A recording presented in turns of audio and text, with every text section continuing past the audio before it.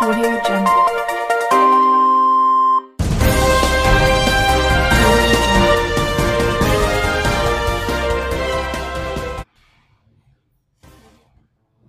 नमस्कार दोस्तों, स्वागत है आप सभी का हमारे चैनल पर। दोस्तों, लोकसभा चुनाव होने में महज कुछ ही दिन बचे हुए हैं। ऐसे में सभी राजनीतिक पार्टियां अपनी उम्मीदवारों की सूची जारी कर रही हैं। इसी क्रम में लोकसभा चुनाव को लेकर पश्चिम बंगाल में तृणमूल कांग्रेस के सुप्रीमो ने अपने 42 लोकसभा केंद्र के उम्मीदवारों की सूची जारी कर दी है।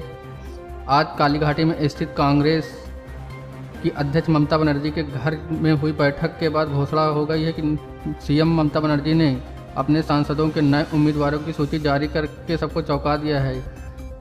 इस बार के चुनाव में ममता बनर्जी के नए उम्मीदवारों पर भरोसा करके कुछ नए चेहरे शामिल किए हैं। ऐसे में पहले ममता बनर्जी ने बीजेपी पर कटाक्ष करते हुए बोली कि देश में इमरजेंसी जैसे हालात पैदा हो गए हैं। विगत 5 वर्ष में देश में बेरोजगारी की समस्या बढ़ी है, अल्पसंख्यकों पर अत्याचार बढ़े हैं और करोड़ों रुपए खर्च कर मीडिया को काम नहीं करने दिया जा रहा है। उन्होंने कहा कि देश में भय का माहौल तैयार किया जा रहा है। मालूम हो कि इस बार लोकसभा चुनाव में सांसद सुगत बसु, पार्थ प्रतिम राय, इंद्रिस अली, सुब्रत बख्शी व संध्या राय और उमा सोरने चुनाव में नहीं लड़ेंगे। गौरतलब है कि राज्य में बीजेपी का प्रभाव विस्तार से तेजी वायरल हो रहा है। पिछले चुनाव में आसनसोल व दार्जिलिंग की सीट पर बीजेपी ने कब्जा किया था। इन सीटों पर इस बार तृणमूल की नज़र है। इस लोकसभा चुनाव में बीजेपी नेतृत्व ने बंगाल पर नजरें गड़ा दी है। पिछले कुछ महीनों में राज्य की जारी बीजेपी के राजनीतिक कार्यक्रम से स्पष्ट हो चुका है कि बीजेपी के राष्ट्रीय अध्यक्ष अमित शाह ने भी प्रदेश बीजेपी को 23 सीटों का लक्ष्य दे रखा है। ऐसे में लोकसभा चुनाव 2019 के लिए पश्चिम बंगाल की 42 सीटों पर होने वाली राजनीतिक लड़ाई का पिछले सभी रिकॉर्ड तोड़ने का लगभग तय है। उत्तर प्रदेश की 80 सीटों के बाद महाराष्ट्र के बाद पश्चिम बंगाल का तीसरा नंबर है।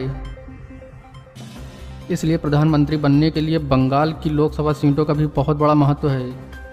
इसी नज़र को देखते हुए ममता बनर्जी ने इन दिग्गज नेताओं को अपनी लिस्ट में जारी करके मैदान में उतारने का फैसला किया है। तो आइए देखते हैं कौन सा दिग्गज नेता किस सीट से लड़ रहा है चुनाव।